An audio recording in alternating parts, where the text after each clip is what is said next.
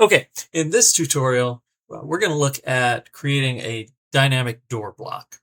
So this is what we're going to use right here, and then this is what we're going to build right here. Now, the benefits of this is that, as you can see, we've got a 90-degree door, and then we can switch it over to a 45-degree door, but then we can also grab it, put it into our plan. And I've seen a number of tutorials online where they do this, but a couple of extra things that I've added in here is I've added a point here so I can know if I need my door 8 inches away from the other wall, then I've added me a little point right here to where I can just actually put it 8 inches away. And then also with the wipeout that we put behind it, I've got it separate. So when I need to stretch it to a certain distance, then I can stretch that both ways. So that's what we're going to build today. So to start, we got to turn this into a block. So we've got everything on here pretty much already drawn. I've got the wipeout added. The only thing I'm going to do different on the wipeout, and to do a wipeout, here, we'll just erase this and I'll show you. To do a wipeout, you actually just type wipeout, and then you click the points for the wipeout and hit enter. Now, normally you'll see wipeout and it will have a frame around it, just like that. So we'll click it and we'll say draw order, send to back. And then we'll do what I just did, which is wipeout frame, set it to 0, and then it just disappears like that. The extra thing that I said we were going to do is we're going to put a little point right here. I'm going to put it on def points. That way it doesn't print. And then I'm just going to drag it there. That little bitty point right there. That helps me a ton. Okay. And then the other thing was with the wipeout, we're going to go up. We'll go 1 inch. That should be fine. 1 inch that way. And then we'll grab the wipeout again. And then we'll go down 2 inches on this side. And what that does is it just gives us a little bit of space beyond our wall line. And you can set this wall line to whatever your typical wall layers are set at. Okay, so now let's grab all this. Let's make it a block. And we're going to name it. We'll say door dynamic. And I've built a couple of these on here, so I'll just say 3. All right, and then we pick an insertion point. So I'm going to pick right there for that, and then just select everything. Okay, so there's a number of parameters that we're going to put on this. So let's just get started and put a couple in. So the first parameter we're going to put, I put down here. And then I go ahead and just select the parameter, come over to the properties, and I'm going to say number of grips 1. So this is going to be the one that actually drives everything else. So a lot of other tutorials, they put it right here, but I want it there. So when I drag it, if I say I want a 3-foot door, it'll give me exactly a 3-foot door. So then we're going to do another linear just on top right there. Now this one, this is going to act as the distance for not only scaling the arch right here, but it's also going to help us with this part of the door as well. So we're going to come down here in our settings, and for that one, we're actually going to change it to yes, to chain actions. Now, chain actions, what that means, and we're going to say 0 for grips. Chain actions means we're going to select it, so it's going to be chained to this one. So whenever this one changes, all these things are going to change with it because it's chained to that one. Okay, so we've got that right there. Now we're going to do a couple more of these linear parameters.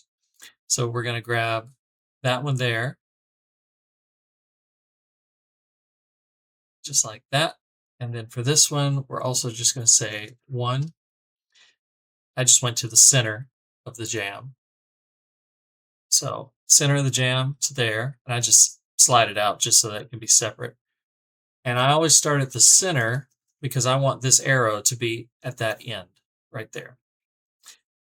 There's that little point right there that I was talking about, that's 6 inches away. So now we're going to do another one. So we're going to go from that point there to the point and then bring it down. And then we're just going to change that to 1 as well. All right, so we should have all of our linears drawn. We're also going to put in a couple of other things. We're going to use alignment, and we'll put in an alignment down there. But let's just start assigning actions to these, and then we'll build from there. So for the first one, let's go to actions, and let's go to stretch. And we're going to click on the distance right here. So it's asking us for our point that we're going to grab. So we click that blue triangle right there. And then we're going to do a box around that. And then we want to grab this. We definitely want to grab the wipeout because we want the wipeout to stretch too. We want all this right here. We're not grabbing the arch. And then we also want to grab both of these parameters right there. So we're going to hit enter on that. And then let's just go ahead and test it because we're adding so many different things that we just want to make sure we don't miss anything.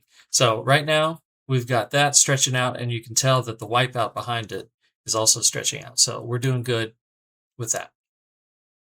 All right, so now the next thing that we're going to do is we're going to work on these things that we connected to distance to.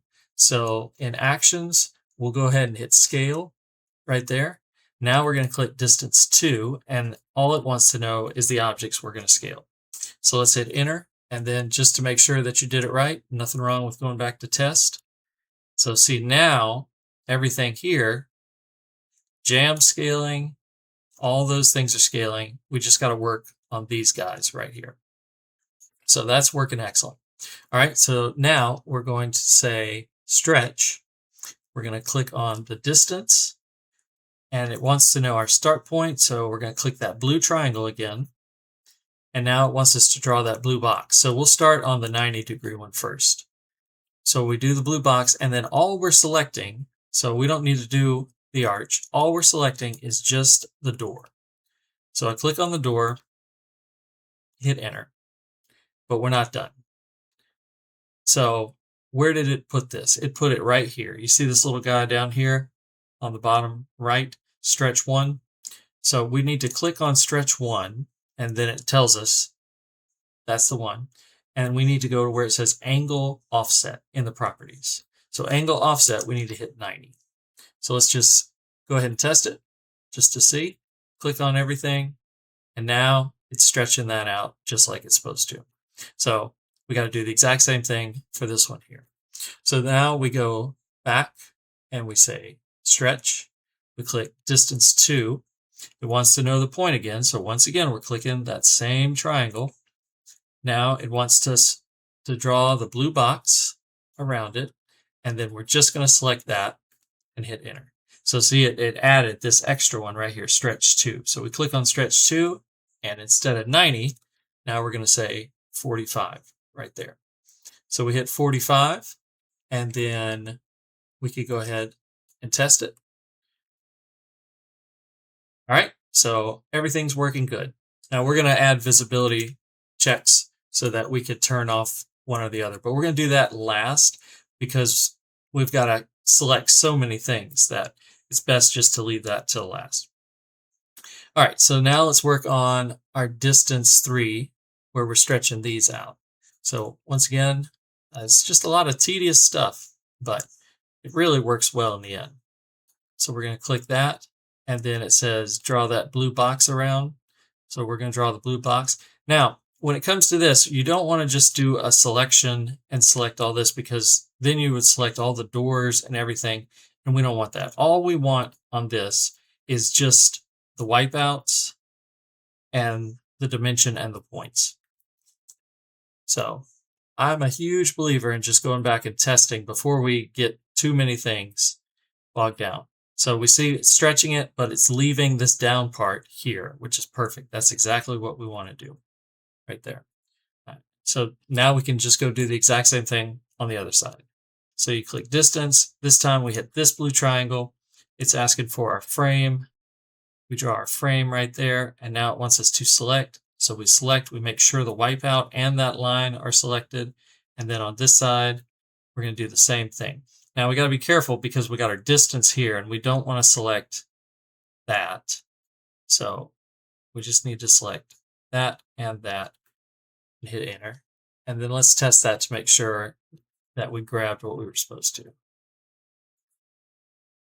It's just because I got my snap on. All right, so see, I missed something. You see what I missed? I got the wipeout, but I did not get the green line right there. So that's good. So we're going to come right here to stretch 4. We're going to right click, and then we're going to say modify. We're going to draw our blue box again, like we had before. And this time we want to get that green line in there. So let's test it again. All right, and now we've got our green line, just like we wanted. Okay, excellent. So we close that out there. And then the last one we want to do for all of these stretches is we want to stretch distance. We want to click on that little guy there. And then we're going to draw a blue box this way. And then all we're grabbing is just that. And then we're selecting the point and this triangle here. All right, one more time, go back to test it. And it's right there. And so let's say the door is 12 inches away from the perpendicular wall. Now we've got a point that we can grab it and put it there. A lot of times for us, it's 6 inches away. So it's just nice to have it right there, 6 inches away, so that we can know exactly where it is. So we hit close test block and come back to here. So we pretty much got all that we need here. Now, a lot of people like to put in this alignment tool, and that's fine. I'm not huge on it, but if you want it, then we can put it right here. So click between the two, and then it doesn't show you which way it's going to go, but just know if you want that blue arrow pointing down, then you drag your mouse this way, and then the blue arrow is going to be pointing down just like that. So once again, we haven't assigned it to anything, so we could go actions, stretch, click on this distance line here, and then select that right there. And then this time, all we're selecting is just that blue arrow right there. So hit enter. Test block. When we come here, it's right there. And so we'll be able to insert it from there. All right. Now, before we do our visibility, a few extra things that some like to have on here is with this distance, it's a door. So it's not going to be just any dimension. So if you come over to your properties and you go to distance type, you can say increment. And I usually do 2-inch increments for doors. And we don't have any doors that are less than 18 inches.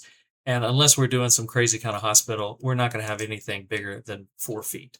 So all these little tick marks here, that just kind of keeps it within range. So you don't have just a billion tick marks for that. Okay, I think at this point, we're ready to move on to the visibility settings. I think we've gotten everything else. So let's go ahead and click on the parameters and then visibility. And then I usually just click it out here just so that it's kind of out of the way of the door. So up here in the top left, now we see visibility states. So we're going to click on that, bring that down. So we're going to rename that to, we'll just say 90 door.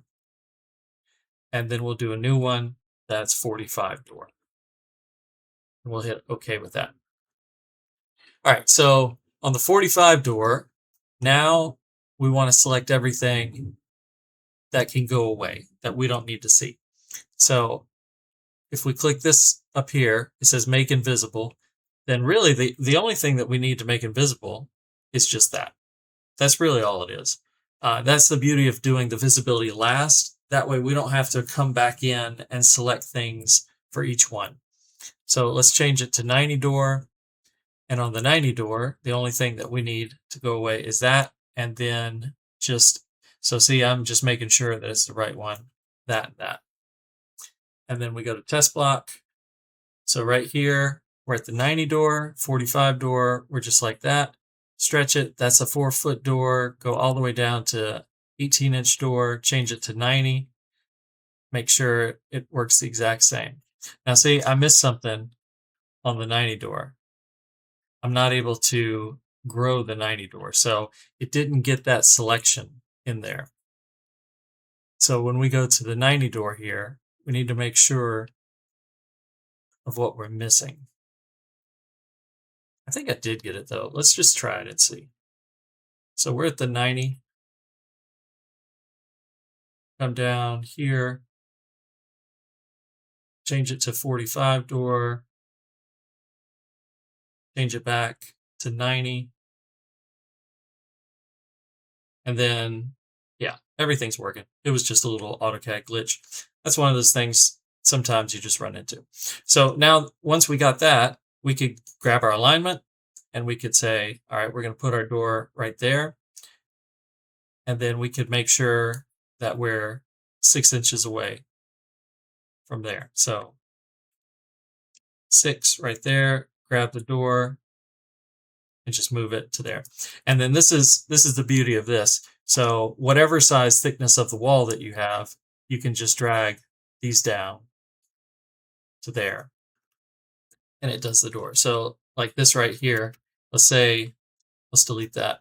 Say you got a 6-inch wall here, grab that, put it there, move it over to there for the jamb, and then you just slide that up like that.